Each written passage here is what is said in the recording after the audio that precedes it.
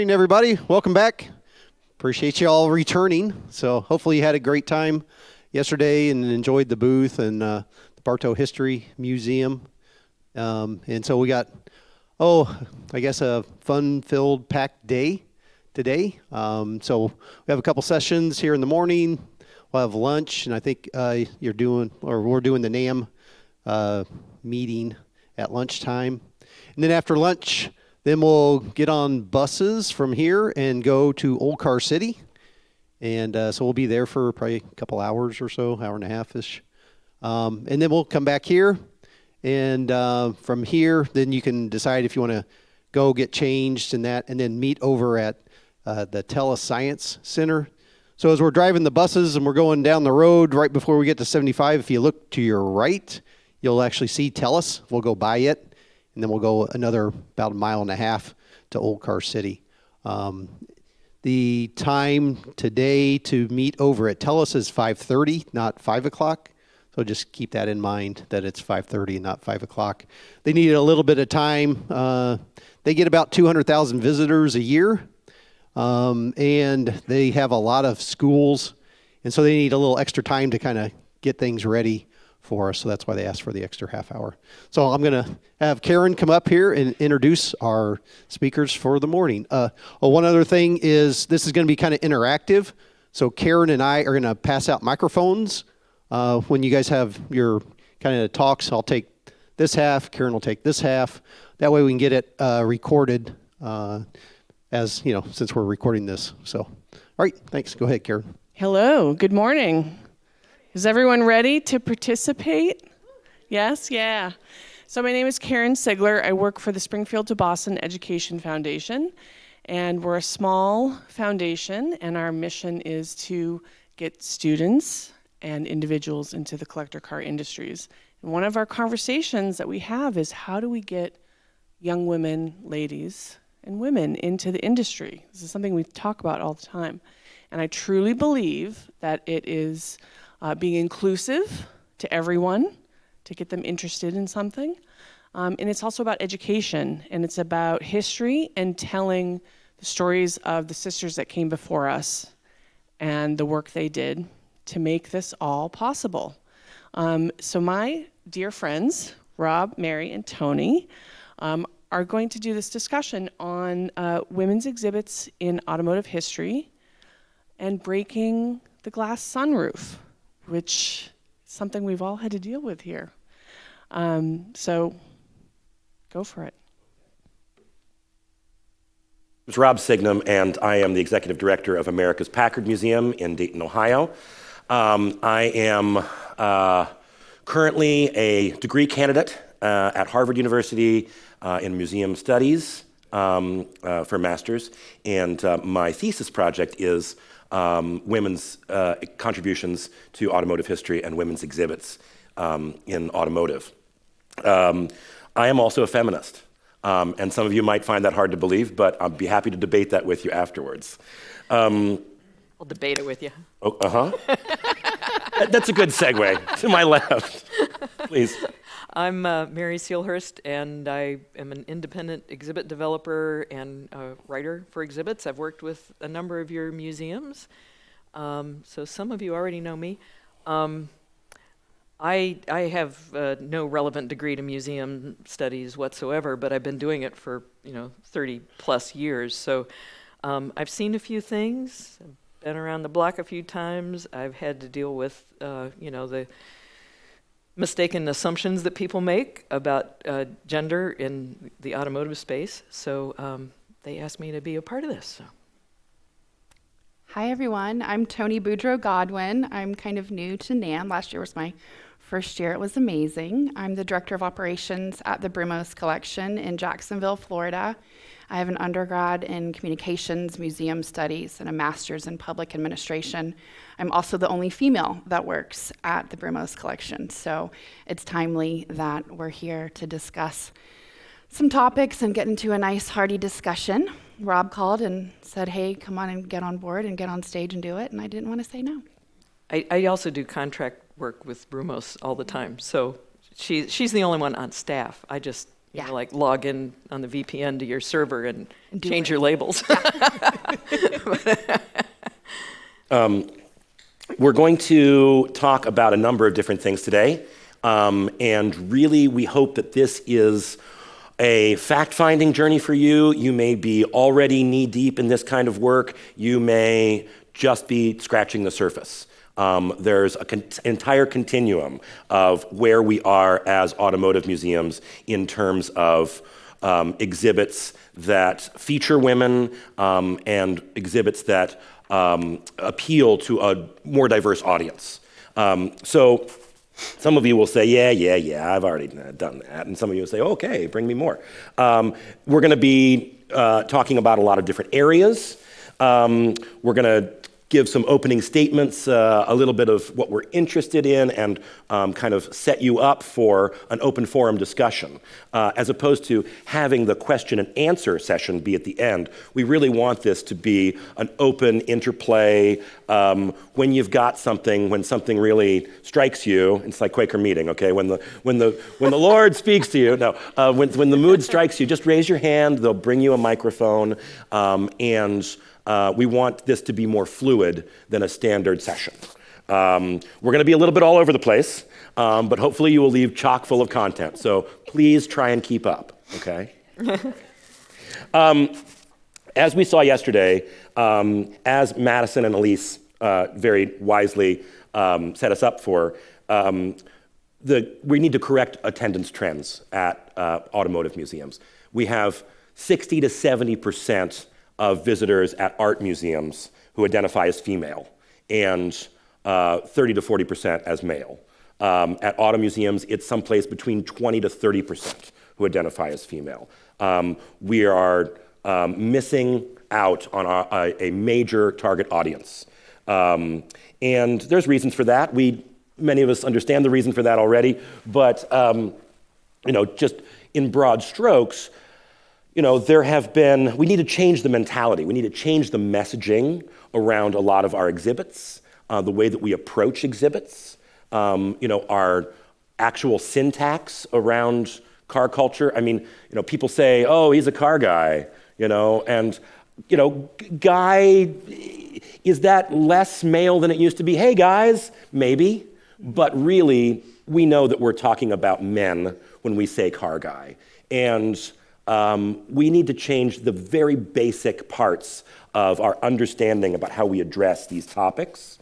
And then we need to also create meaningful exhibits that appeal to a wider population, that appeal to all genders. In this case, we're going to focus on women today.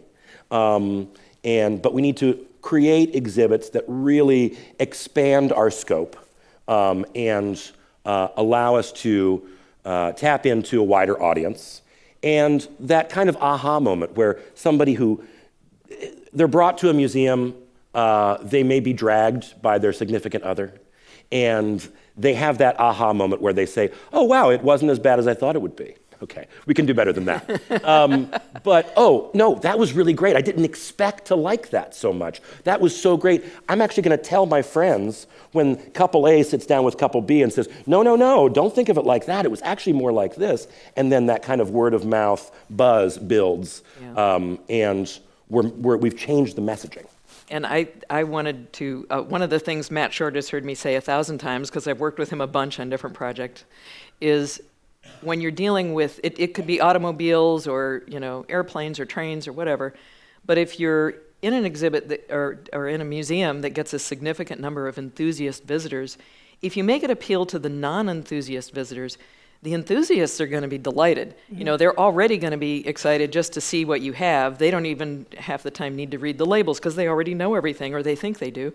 So if you can make the people they bring with them really happy and find things that they are intrigued by or didn't know about the subject, you need to find those places of entrance for those people. And then the enthusiasts will be excited because their choice of a museum was vindicated. It's like, I did drag you here, but you really liked it, didn't you? So that's the kind of thing we're going to be talking about here. Mm-hmm. Toni, did you want to talk a little bit about inherent bias? Inherent bias, absolutely. So inherent bias is a term that many of you might not be familiar with. It's also can be concurrently explained as implicit bias, if you're familiar with that phrase. So just to kind of put that into framework for you, it refers to the attitudes or stereotypes that affect our understanding, actions, and decisions in an unconscious manner. These biases are shaped by our experiences, cultural backgrounds, and upbringing, and can influence our behaviors and perceptions without our awareness. So I think that's kind of the platform that a lot of this kind of stems from. It can be kind of an unconscious thing that is kind of woven into our families, into the way that we were reared, and that's why we're bringing attention to it. Great. And, again, we're not expecting that we're going to make a sea change overnight. We have to change everything by degrees. So as we make these kinds of assertions and claims today, we're just re-examining our practices and our choices for exhibits and trying to slowly change our messaging around them. Do you want to talk about Deborah? Yeah, I do. Great. So just to kind of give you just a brief context of Brumos. So I have to say this first. Brumos, there's not a Mr. Brumos. So Brumos is Brundage Motors, Inc. So if anybody ever says, I know Mr. Brumos, they are lying.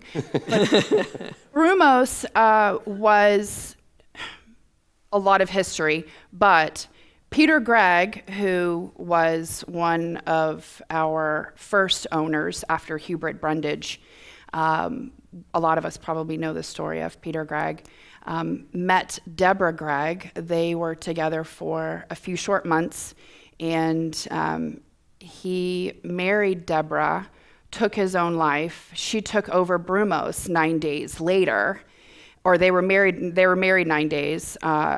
Peter took his own life. And Brumos was a network of car dealerships and distributorships, Porsche mostly, but other things as well. And Peter was a top race driver. Yep. Some of you probably, if you're familiar with endurance racing history, he was really good. Yeah. And our number 59, so he was also a naval intelligence officer, and he would fly on to the USS Forstall. And the USS Forstall had the number 59 on it, so that's why you always see Brumos connected primarily with number 59. But Deborah, in her own successes, was also a very successful driver. And in researching, preparing for this, I found an article that I wanted to share with you. It kind of puts a little bit of this into context. So someone wrote into the Florida Times-Union. It's titled, "It's a Race, Not a Finish." Titled, "Sirs, will someone please explain to me why you folks are so impressed with Deborah Gregg, a perennial loser? Are you just trying to publicize a local automotive agency or what? Every time she loses, the interview is the same. We weren't trying to win, we just wanted to finish. If that is what it's all about, I think I will enter my '74 Chevy pickup next year. I know I can finish with it. Then will you make me out to be some kind of hero as you do Miss Gregg? Seriously, why is her team out there? They don't want to win, just to clutter up the track for the publicity? Is it a lark? Who knows? One thing for sure, no one should be in a race if they don't want to win." So I shared this with Mary, and I also found the pages and pages and pages of races that Deborah actually ran and finished. And the response was, someone from the Florida Times-Union actually wrote quite a nice response to this gentleman. "The 13th place finish from Mrs. Gregg's team was the highest finish for any all-female team in the history of racing. 13th in a field of 82 can hardly be called cluttering up the track," as Mr. Newborn states. This was in 1983. Yeah. Yep. So I will spare you a lot of the other gritty details, but the 24 Hours of Daytona, as we all know, is an endurance race to finish. To finish is to win. Yes, and no one ever disses all the guys who don't win. And, as I was pointing out, you get points for, like pretty far down into the field. You can score points, and it is actually possible to win a championship without ever winning a race. Mm-hmm. Any of these races that are season-long, events where the scoring is cumulative. The other thing that she did, she kept Brumos going for the next 10 years. She kept Bob Snodgrass in. She made him general manager. He eventually bought out Brumos, he and Dan Davis, who owns it now. And they kind of reinvigorated the race. They changed their approach to racing after that. But Bob went on to become a really famous team manager and very well known in the racing business. And I think without Deborah kind of keeping this thing together and giving Bob that opportunity and then eventually selling to him, none of their later successes would have been possible. Hurley Haywood and all these drivers who were with them.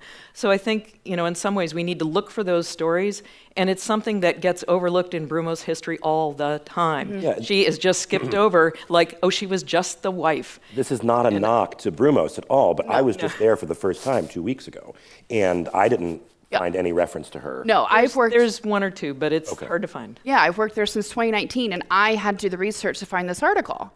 And I think I'm kind of going to go back and use a lot of the applications from this discussion and kind of work to change that myself and work with Mary, because there needs to be much more of this story woven into the thread of Brumos' success story. So it's a great segue, because I was doing some research myself, and I was on the FIA website, and I found this quote on a page about women's contributions to racing history. At the very end, it was like a disclaimer. It said, "Much of the early history of motorsport is incompletely documented. This document is an overview of the achievements of some women in the sport."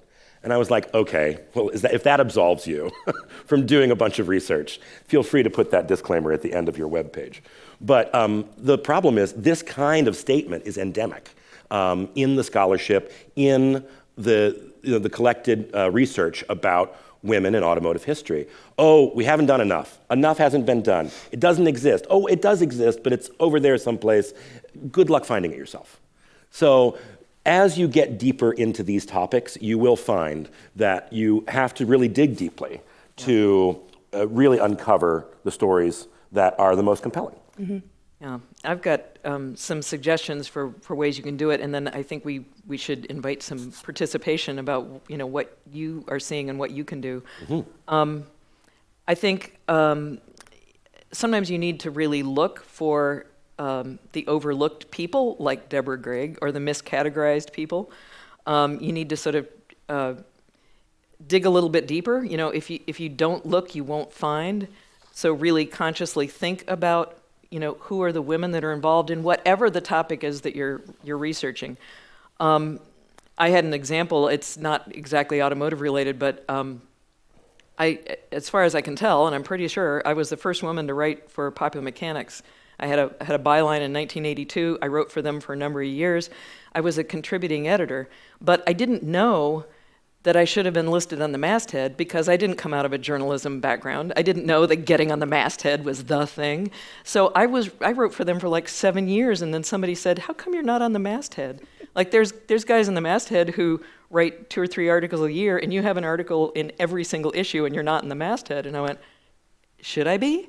And I think that happens all the time, when women are sort of a little bit, they're participating and doing things, but they're kind of out of their, a profession that they really know and understand, So I think sometimes they get overlooked. They're not recorded in the same way.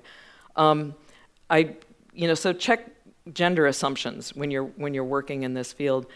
I would suggest looking for women in historic photos. If you're doing research on a topic and you keep seeing especially the same woman, find out who she was and what she did and why she's in all these photos. And sometimes you'll be pleasantly surprised. And like we were just talking, don't automatically dismiss wives and daughters. Racing and car repair shops, and there's all kinds of, like, dealerships. These things are family businesses, and they do get passed on in the family. And a lot of times that's how women first get opportunities, because nobody's going to tell them no. They're part of the family. The family already understands, what her abilities are, and they will entrust, these things to her. But a lot of times when people are writing the history, they just skip over that part. But okay, what did happen after her husband died? What did she do? And what contribution did she make? we accept all the time, people like, the Andrettis or, the Pettys or the Unsers, they're like these family legacies of, of race car drivers. Well, there are women in these families too. And I was just thinking it'd be really fun to have an exhibit on mothers of race car drivers. I think that they have some stories. Absolutely. What were they like when they were 6 years old? What Yeah, were these kids yeah. like? Yeah, can you imagine like a panel like this with just mothers of race car drivers and just swapping stories? It would be awesome. So we're looking for some fresh ideas, right? The question that I always ask myself is, are we telling stories about cars, or are we telling stories about people about cars? And sometimes, definitely the answer is different for every exhibit. But to ignite new conversations about women's histories in automotive and to align current trends with our stories in culture and history. A couple of things that we've been talking about, and then we're going to get into topics, is the idea of pitting a traveling or a temporary exhibit against a permanent intentional exhibit, or weaving in women's histories to your current narrative so that it's seamless, right? It's not niche or novelty or other, it's a complete part of the story from beginning to end. So we find that, we need to make different choices to make sure that everything is part of the complete narrative at our museums. A pitfall that I have fallen into, and I'm sure some of you have also fallen into, is adding fashions to some of the cars. Mannequins with period fashions that provide greater context for the time period or show off a specific thing. We want to make it relate and not be gratuitous, right? We don't want to say like, oh, car design is for men, fashion design is for women. We've got something for everybody, right? It's the same narrative. So how do we not make it gratuitous and not like a gimmick? And I have a great example of that. And then we can, we'll ask you guys for your opinions too. The Frick in Pittsburgh has an automotive museum as well as an art museum. They did a really great exhibit. It was a temporary exhibit on Pittsburgh and the Great Migration, Black mobility and the automobile. Fantastic sort of cultural story. They had cars that related to specific people in the Black community in Pittsburgh historically. And the way that they incorporated clothing, it peopled the exhibit. They were talking about specific people, specific stories, a real trend in American history and what it meant to Black Pittsburghers. And they did a lot of academic research. They produced this book, and I became aware of it because I edited the book for them. And it's full of wonderful photographs. And in that case, the clothing that they used was in no way gratuitous, and it wasn't intended to, appeal to the women. It fleshed out the story. And one of the stories that they have in here was about the first Black opera company in the country was in Pittsburgh, started by a woman, and the street in front of that house was lined with fancy cars because it was a must stop, when Black artists were touring around. And this was, in the 1930s, 1940s, 1950s. They all went by there to be part of that scene. And so, anybody who loved cars would go by and see who was at the opera, it wasn't the opera house, it was the headquarters of their opera house. And there's a young woman who bought it and is trying to restore it. And she's a part of this book as well. So I think that those are the kind of stories where you can make, do a broader kind of cultural story and historical story and make all kinds of objects a natural part of the exhibit. And I think that that's the kind of thing that we should be looking for. Mm-hmm. Starting as broad as possible and then getting a little bit more specific. Challenges and opportunities, famous female drivers, discrimination. The automobile is a platform for ending discrimination, for getting a message out there. See, I've got a couple of pictures of suffragettes in classic cars. A famous picture of Rosa Parks. Remember that the Montgomery bus boycott, the second word is bus. The automobile becomes a platform. Right, exactly. Yes, thank you. But the automobile is a platform for ideological change in this country and worldwide, and we can emphasize that. Also, telling stories about, I got a picture of Mom's Taxi here. Everyone's heard the terrible stereotype of the crazy female driver. Like, how do we use our museums to change that rhetoric, to provide a platform for people to understand why that came about and how we can not stereotype people in that way. So we have a lot of different opportunities with focusing on exhibits that feature women's stories and appeal to a wider audience. Also, I think that's really relevant. Did you guys want to talk about that? More than just first. Yeah. Absolutely. Do you want me to do it, or you? No, go ahead. And then I want to touch on that interview I did. Okay, and I promise we'll get you involved. When we were talking about this, you want to go to the driver's slide? Do you have the? Oh yeah, sure. It's easy to start with female drivers, like race car drivers, or the people who did some of the early cross-country trips and that kind of thing.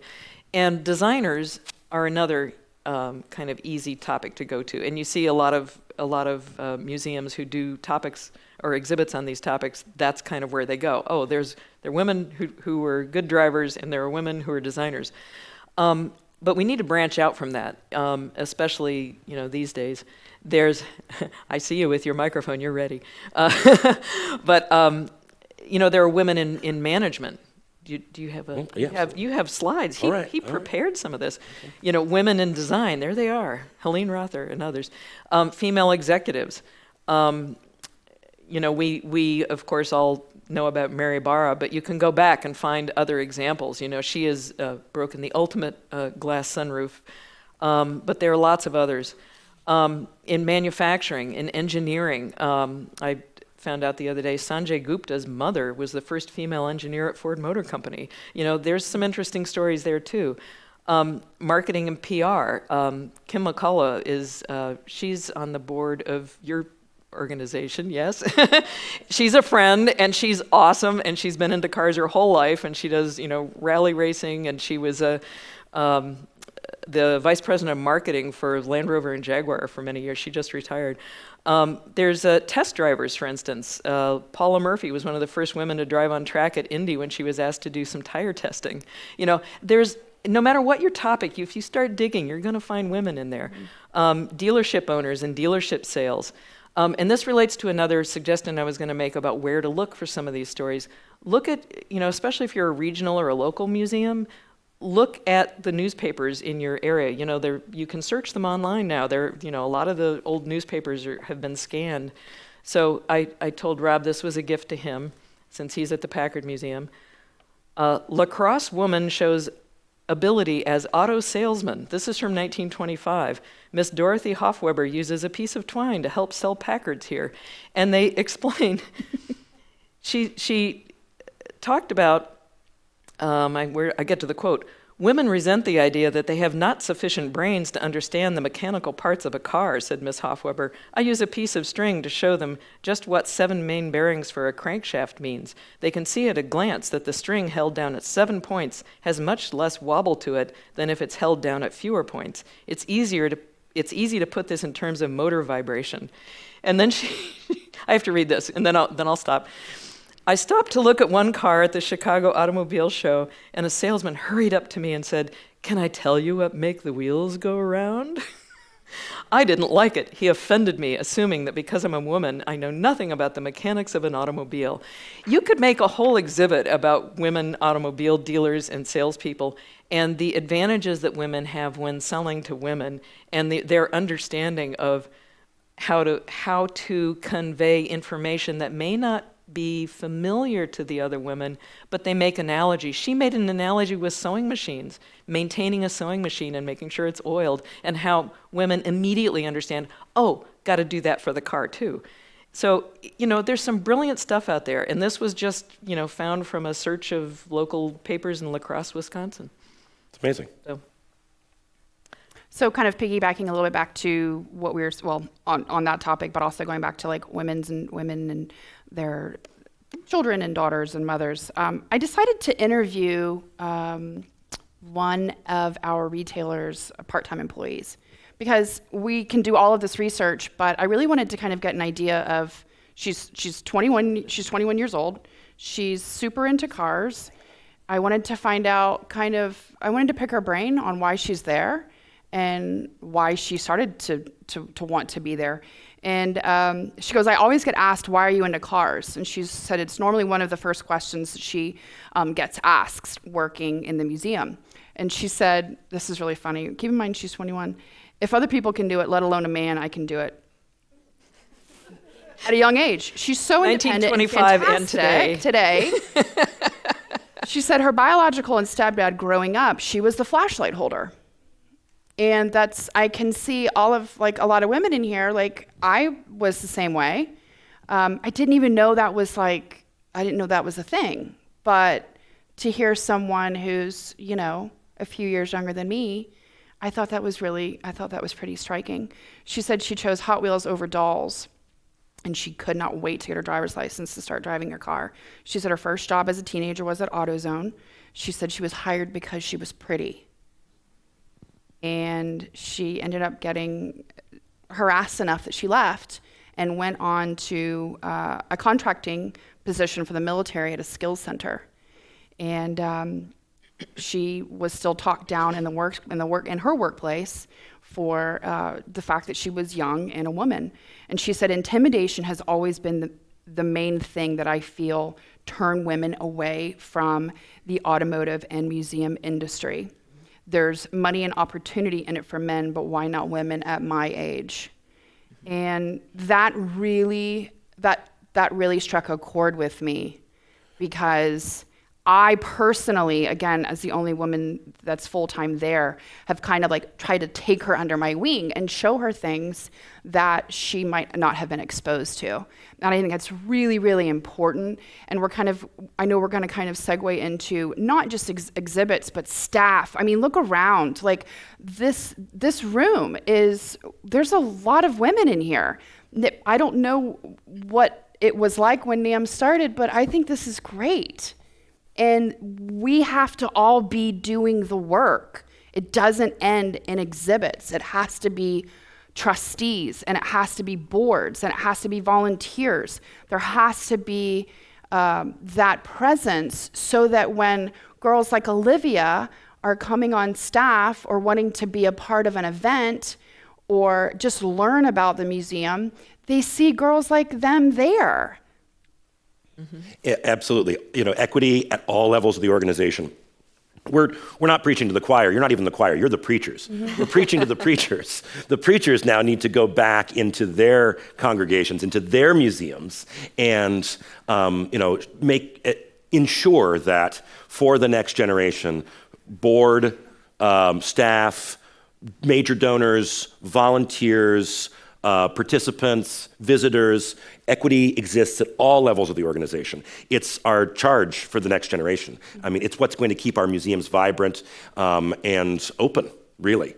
All right, I'm going to just segue a little bit. For many of us, we've already started doing this work. For some of us, this is a blank canvas. It's actually why it's so exciting, because if you haven't done a lot of this work, you can go in all directions. We've been talking about a lot of different things. Just for sake of time, we broke down some very obvious places you can start.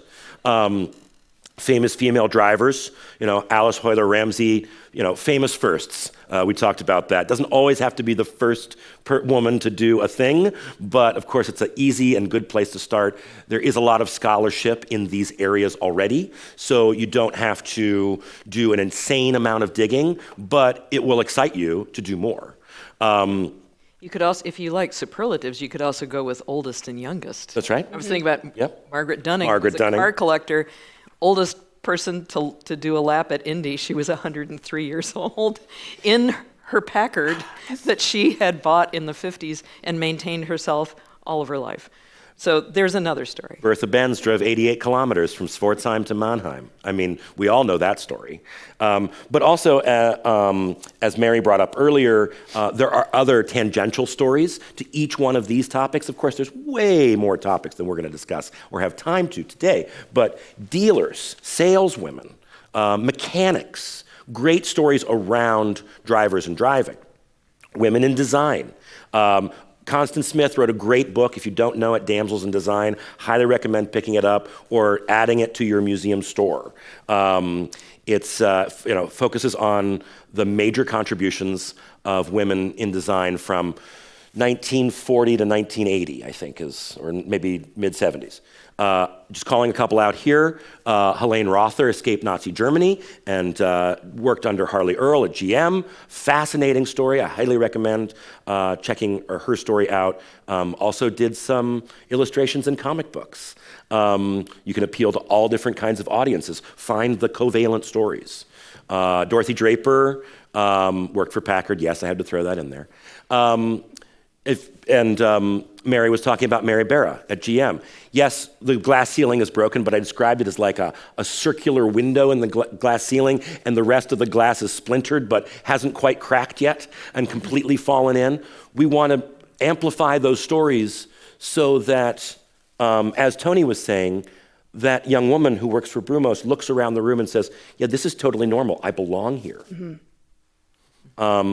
And then, of course, racing. There's so many great women in racing stories in this country, internationally. The picture on the upper left there, that's the first female team to race at Le Mans, and I'm blanking on their names right now. But of course, Denise McCluggage and Lynn St. James and Danica Patrick, all who used their notoriety in different ways to appeal to different sectors of the population and to advance women's stories, not just in racing, but in automotive. Yeah. And Denise was a journalist, which is another avenue for this. There are a lot of women journalists, auto journalists, and that goes way back. And that's another topic that you could explore. And she actually was prohibited from going into the pits to talk to the drivers. And so she qualified. She said, well, if I can't do this, I'm going to qualify for the race and get on the other side. But then everyone loved her and they got to know her. And so even if she wasn't in that race, she could just stand at the fence and do this and they'd come over to talk to her. She got all the best quotes. She's a fantastic, fantastic writer and really cool person. So, you can look, like you said, those sort of tangents. You don't have to just stick with the car itself. Who are all the people who are touching the car, who are, thinking about the car or writing about it. So, right, when you go see a live show, it's not just the acting on stage, right? It's the scenery, it's the costumes. If you fill out the story, if you make it more lush and more complete, then you're going to attract a wider audience. That's right. We can bring them in. Yeah, we absolutely. So we've been talking a lot. We said this would be seamless. So now we want to hear what you've been doing, what works, what doesn't work. We want to hear your questions, your responses. Mark already has the microphone at Mr. Pontiac up there. Well, no. This is, back up another slide. Another one. One again. Suffragettes, votes for women. I'll put on my FWD Seagrave Museum hat. In Clintonville, Wisconsin, we have a little museum that is prospering now. It is where the four-wheel drive was invented, and it was first a car, and we have that original car.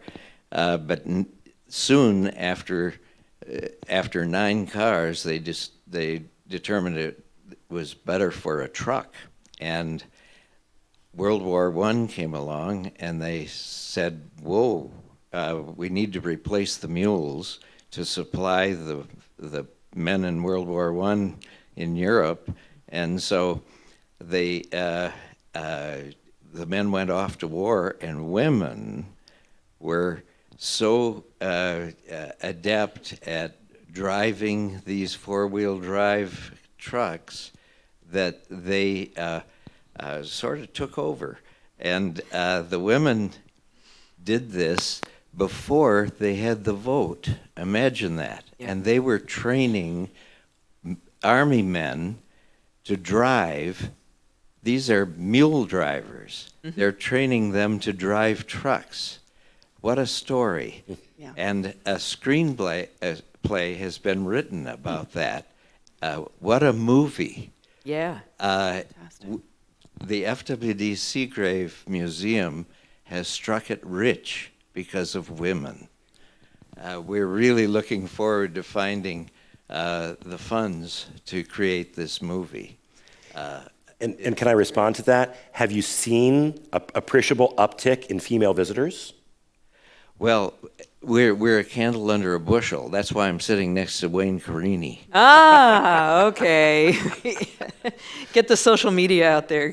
We've got to become known. Yeah. But we're really getting going. And That's a great story, and it's, you hear a lot of that, like I live in Ypsilanti, Michigan, which was the home of the whole Rosie the Riveter story, but kind of everyone goes to that aspect of it, but finding those other places, there were so many manufacturers who were producing things for the war effort, and especially around automotive stuff or tanks or all of this new stuff, airplanes. It's a great way to kind of easily find the women in your area or around your topic. Who has been doing this work? Who has an exhibit that features women in automotive history? And is there somebody who would be willing to share your There's someone there too. experiences, results, challenges? Well, he's got that. We're getting a microphone first, and you're next, Toby. Hello. My name is Bill Brader. I'm with the Seal Cove Auto Museum in Seal Cove, Maine, incorporated in 1963. We're a brass era museum, and so we go way back with our cars and also with our history. In one example, we have field trips frequently. They are usually third and fourth graders from our local small schools, so our groups are small, 12, 13 kids in a field trip. And every field trip, the teacher has already shown the kids the Bertha Benz film. Yeah. Oh, good. They have already read a book entitled Around America to Win the Vote, which discusses the Alice Ramsey and I'm sorry, I don't have my glasses on and my memory stinks. Okay, Alice Burke and Nell Richardson. Those two ladies drove a 1916 Saxon around the perimeter of the United States in 1916 to win the vote. There's a children's book titled Around America to Win the Vote. The kids read that book, and when they come into the building, they see the car. We have a 1916 Saxon painted daffodil yellow with all of the equipment that they would have taken on that trip. And to make it even better, every kid gets to sit in that car and be part of that trip. That's great. And we've been doing that since the suffrage anniversary. And that exhibit, that small part of our larger suffrage exhibit, has just lived on because it is so popular. That's great. Good. And that's only a small piece of it. 3 of our best cars were owned by women. And we're talking about 1912, 1911, 1917 cars. That's a good point that, temporary exhibits can be a good way to kind of experiment with this and see what sticks, what people really respond to, and then find a way to make it permanent. And if anybody would like to think about putting a daffodil yellow 1916 Saxon on your exhibit floor, we'd be happy to talk about that vehicle and the paraphernalia doing a bit of traveling. That's great. Awesome. Nice. Thank you. Yeah, I think it's another thing that we need to do is create a framework where we can share our resources around this effort, right? Because we can't all afford to do the things we want to do. One of my dear friends who's in this room said to me once, if we could all just agree at the beginning of the conference that we don't have enough time, money, or people, we can get a lot more done this week. I think we can all agree that. Yeah. So how do we share our resources in this way? How can we, help to fund the same exhibit that I'm going to have for 6 months and you're going to have for 6 months? Yeah. Toby, did you have something, or were you? Yeah, I was going to say, you mentioned exhibits. Kat and I worked together on this at Alsat a couple years ago. We put together the Women Who Dare exhibit, and it focuses on three females: Alice Ramsey, Bertha Benz, and Harriet Quimby from the aviation side, which is an amazing story. And one of the, and Kat may want to speak to this too, it was, a lot of people had ideas and feedback in it, but one of the things that I took away from this is, I went right out and bought, Dorothy Levitt's book and had to read that. And that was my first experience of other females involved in the early days of motoring, and from the, I guess, ingrained, institutionalized male and educational world, I don't understand why we got to the point where this never went away, or why this did go away, because history is history. And at every level, there is, if there's a male, there's a female. Kat and I have a best friend who's one of the most famous Trans Am drivers in American history. Every photo of him in the pits is his wife side by side. Her score sheets are right there. Yeah. You don't have she was the one that put Carroll Shelby in his place, not John. She's the one that got him to calm down in the pits. They were a team, So I think that it's important, there's one side to me from the guy's side that says, women in racing, it just should be racing, and it has to be included because it should be there. I realize we're not there yet, but I find that, I took that from that exhibit of, we shouldn't have to quantify women in auto dealerships. Right. They should just be there. Just tell the story. No, because if I went back home to Rockland and I went to Shepherd Toyota, I'm like, well, you know what? The granddaughters are now running the business. Right. Which is why Deborah Gregg should really be more a part of the Brumos story that's told. So I think she's not the only one. And back to the crazy female driver thing, one thing that clicked in my mind, that stereotype is, maybe we should do a video with, someone riding around with a mother in a minivan and 3 kids going on and parent pickup lines, okay, and having to do these things, and it almost make you crazy too. Yeah. And we don't look at the institutional changes of like the concept of the second family car, and these things all involve those. So I think it's looking at things from a different point of view and telling our history differently. Yes, flip the script. Yeah. And and I love that comment about the the support in racing. I do 24 hours of Lemons racing, which is not, it's crazy and stupid, but if you do any kind of racing, you realize there's the driver is just one, like they're the peak of the pyramid. There's all these support people behind them. And an awful lot of times, there's a ton of women in that pyramid that are doing things and essential to making it happen. And not to mention, behind that, how many in these early days of racing were the privateers, and they had to buy their own car. Yes. And then right behind that, a husband and wife have a conversation. If I'm in this, we're in this, and we're not making the house payment for the next 2 months because I'm buying a Trans Am, and I think I can win at Great Divide. Let's go. All right. Yeah. And they're in it. And I think those are things that we need to look at as well. And the one that I forgot was timing and scoring. They have computers that do that now, but it used to be done by human beings, and an awful lot of them were women. And in fact, relating back to the Brumos story, I was going through and doing all this research and working on these cases, and there's Judy Stropus. And when I finally met her, and everyone was just in awe of her, and I kept hearing, she was a timing and scoring genius. And it's like, well, where is her story? Like, she's still around. Let's interview her. And we haven't done it. And then you said your mother used to do that. My dad owned a Formula Atlantic team, and Price Cobb was his driver, and my mom was the scorekeeper. Yeah, and it happens all the time. And if you're going to look at, if you're talking about racing of any kind, a lot of women who don't follow it don't understand the rules, and the rules are everything. And timing and scoring is a way to kind of get at that. But the rules of the race determine the shape of the car and the type of fuel and the shape of the track. And if you start kind of making these connections for not just women, but people who don't follow racing, there's tons of men who don't follow racing, it starts to click, and maybe they'll get interested in it. If you watched a football game and didn't know the rules, you'd be going, what the hell? So find those entry points. Just a show of We should hands. do Brandon's story too. Uh-huh. But go ahead. Just a show of hands, how many of you have done an exhibit that specifically features women at your museum in the last 5 years? Nice. Yay. Okay? All right, it's about half. That's great. I'm interested to hear more about challenges that people experience too. So if that's part of the story that you're willing to share, of course, we'd love to hear that.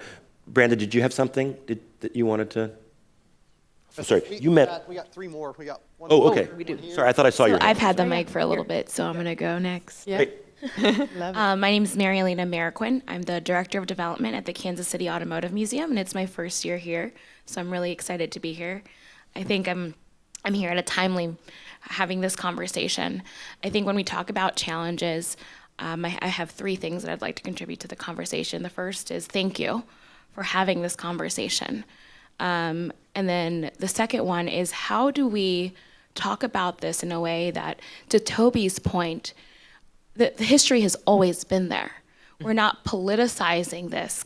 We're not, we're trying to be woke, right? How do we have this conversation in a very intentional way, saying women have always been here, and we need to start giving each other the respect that we deserve in that space. And this is what I'll end with, and then we can answer this question between all of us, I think. I am guilty of saying, well, I'm not a car person. I don't know cars. But I work at a car museum, and I'm a lifetime learner, and I'm always learning about cars. And I always want to learn about the history within, Kansas City, the great automotive history that we have. And that's my in, right? Because I love history. So I'm making a promise that I'm no longer going to say that I'm not a car person, because I want to be an example for Olivia. Yeah. Right? Yeah. I want to be an example for other women that can see themselves at our museum. Absolutely. Because we can also be car people. Definitely. So that's a good tee up for the Brandon story. So my colleague, when I told him I was speaking on this panel, he said, it's really fascinating when we get groups. So we do a Girl Scout program as well. And the Bertha Benz video is the first thing we show. But when the Girl Scouts are there, when a teenage school group is there, when junior leaguers are there, it's such a more engaging group. They ask way more questions. They feel way more comfortable. So there's something that's like there's something happening when guests come into the museum. A lot of times when we see there's women and men together, the women kind of wilt a little bit and don't feel like, and I don't know if the guy's being bullish or weird, but sometimes there's a mentality of even if guys don't know all their facts, they'll kind of fudge the facts like they know what they're talking about. Yes. And yeah, and women love and Brandon goes, I love it when I get women's groups because they don't act like they know something that they don't know. They ask great questions. Sometimes they're not the most technical, but they're so engaged. And then they bring their girlfriends, right? And then they bring their daughters, right? And then they bring, you know what I mean? So it's very cyclical. And we have to make sure that we encourage that open dialogue with our guests as well, not just staff. But that was a really interesting anecdote. Who's next? Hi, I'm Shavala Rodriguez. I'm the curator over at the California Auto Museum. And last year we had an exhibit, Glamour Road, which was mid-century cars, and talked about a lot of the women designers and also how cars were geared more towards women with the power steering and power windows and power locks, and the car was an accessory for the woman, and how the colors that were picked were based off of Fashion Week. And pink was last year's color. Now, mint green is this year's color. You need a new Cadillac in mint green type of thing. And it was very well received by the men and the women. And we got a lot of the stories where men came in and said, we want to come and check out the museum, and our wives are coming, and they're, I'll wait in the car, or, I'll walk around the gift shop. But when they walked in and saw that our special exhibit was this beautiful Glamour Road, we had a beautiful Oldsmobile in the mountain haze, that really pretty kind of lavender color that was in the spotlight, and you couldn't miss it when you walked in. And the women were like, oh, I'm going to check out what they have going on here. And, we had some of the fashion that was during the time. We recreated some of the pictures that were in the book Glamour Road. And that really opened up for a new audience in our museum. Yeah. And then following our current exhibit is Ladies of Lowriding. And that has been a huge challenge. One, because our museum primarily is a lot of old classic or hot rod white guys. And they were, a little reserved on having lowriders because of the Hollywood stereotype that's out there. We're a rough and tumble crowd, and we're tattooed, and maybe have done some jail time or prison time or something like that. And it's like, well, what kind of crowd is this going to bring? Who's going to be at the museum? Is it going to be safe? And lo and behold, we have this amazing exhibit that, so many people came and brought their families. They're bringing their wives, they're bringing their children. And so we're seeing a whole different crowd coming to the museum now because of these exhibits.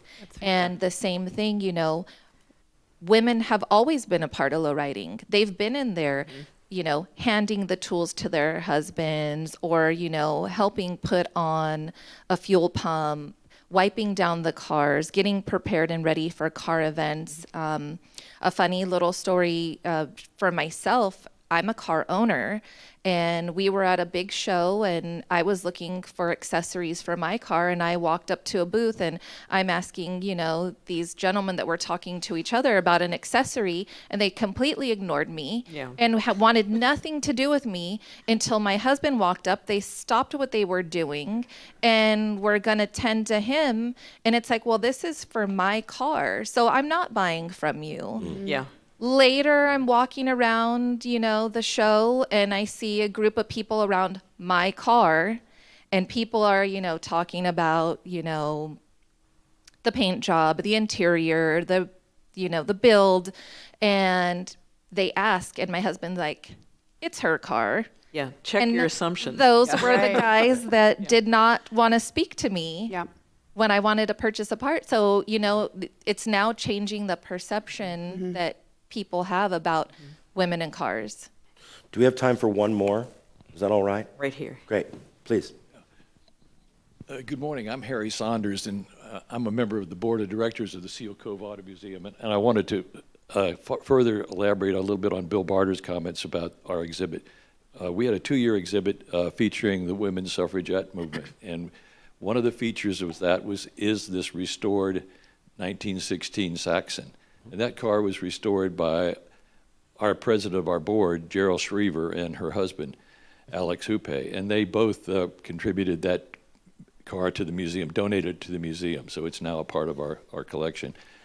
But I wanted to also point out that the president of our board is Gerald, and Gerald just published a new book on the driving of the two ladies that circumnavigated the United States, Nell Richardson and Alice Burke, and it's just been published. She's the author of this new book, so you need to look for this.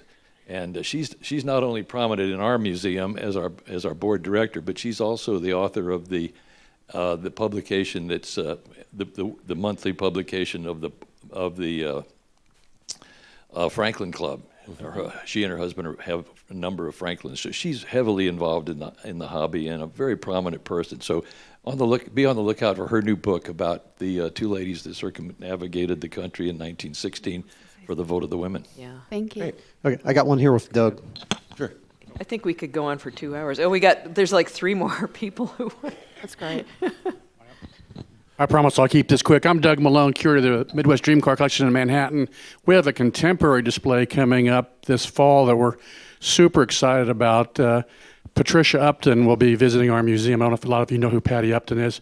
Her and her husband circumnavigated the world in a 1966 CJ5 Jeep back in the early 1980s, including crossing the Darien Gap. First land motorized vehicle to cross the Darien Gap. 125 miles, took them 761 days. Made the Guinness Book of World Records. Her husband, Lauren, passed away a couple years ago, but Patty still travels around with the Jeep, and she's going to loan us the Jeep for 6 months this next fall. Patty's going to come and be our guest speaker for our Morgan Family Lecture Series, talking about her adventures crossing and navigating the the world in this Jeep. So we're super excited to have her. She's one tough gal. When we were making the reservations for her, I said, well, let me know exactly what days you're going to be here, and we'll get you the hotel set up. Oh, no, I sleep in the back of my pickup truck. I just need a campground. So we're anxious to meet Patty. That's great.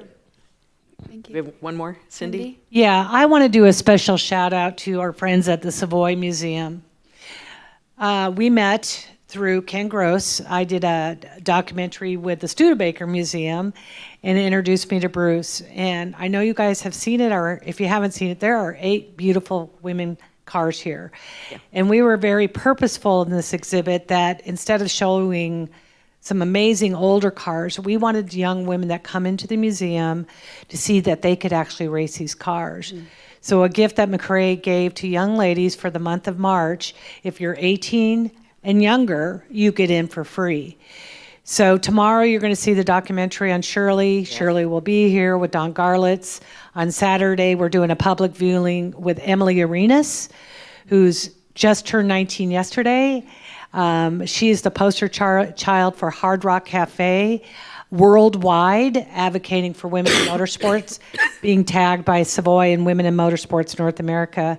And I just want to say, I have goosebumps. I could cry right now to hear all these conversations, but please look to us as a resource or partnership.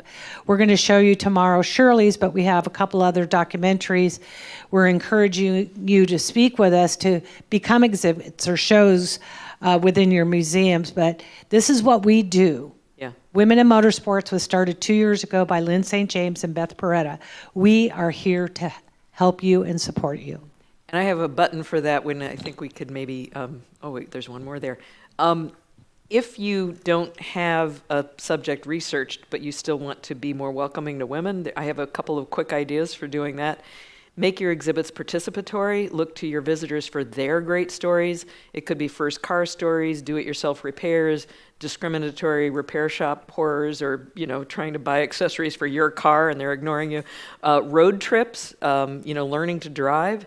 And you can gather stories from men and women, but sometimes women will need a little extra encouragement because they sometimes think, oh, this isn't for me. Mm-hmm. He's the one with the story. But if you, just get a little deeper, they got stories, man.